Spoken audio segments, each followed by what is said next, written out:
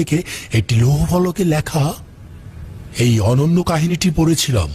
তাদের সকলের নাম মনে নেই, কিন্তু নিশ্চিত একজনের নাম ছিল ম্যাক্সিমিলিয়ানুস আর আরেকজন তেলভিখা। আর বাকিদের নাম হলো ইউভানিস, সুরিমানুস, ডিনেসুস, মার্টিনুস এবং রাখাল অ্যান্থোনিয়াস। হে খোদা, রহম করো, কিছুই বুঝতে পারছি না। তার মানে তুমি আজ গুহা থেকে এসেছো? জি। অঞ্জেলুস পর্বতের গুহা? হ্যাঁ হ্যাঁ হ্যাঁ। তোমরা এত বছর ওই গুহার মধ্যে কি করছিলে? আমরা ঘুমিয়েছিলাম। আগের রাতের আঘাত, নির্যাতন এবং পালিয়ে বেড়ানোর কারণে ঘুমোতে পারিনি। আজ সকালে গুহায় পৌঁছে ঘুমিয়েছিলাম এবং কয়েক ঘন্টা পূর্বে আমরা ঘুম থেকে উঠেছি। এই ব্যক্তি আমাদের সাথে মশকরা করছে, আজে বাজে বকছে। আমাদের এত সময় নেই। সত্যি করে বলো, এই মুদ্রা কোথায় পেয়েছো? আমি আজে বাজে বকছি না, আমি আজে বাজে দেখছি, আজে বাজে শুনছি। এই শহরে সবাই আমাকে চিনতো। এই শহরই আমার বাড়ি ছিল, পরিবার ছিল, কিন্তু এখন জানি না তারা কি অবস্থায় রয়েছে। তুমি কি ভাবছো তোমার কথা আমরা বিশ্বাস করছি? তুমি আমাদের জায়গায় থাকলে কি বিশ্বাস করতে? আমি আসলে বুঝতে পারছি না কি বিশ্বাস করব আর কি বিশ্বাস করব না। যথেষ্ট হয়েছে।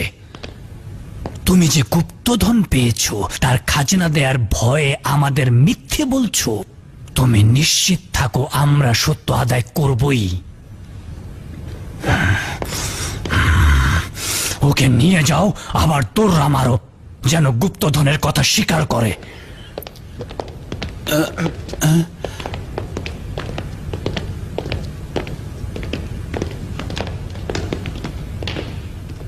আসলে কি সে ধরার উপযুক্ত ছিল? আমি তো তার কথার আগামাথা কিছুই বুঝতে পারছি না। জানি না আমি কেন তার কথাগুলো বিশ্বাস করছি।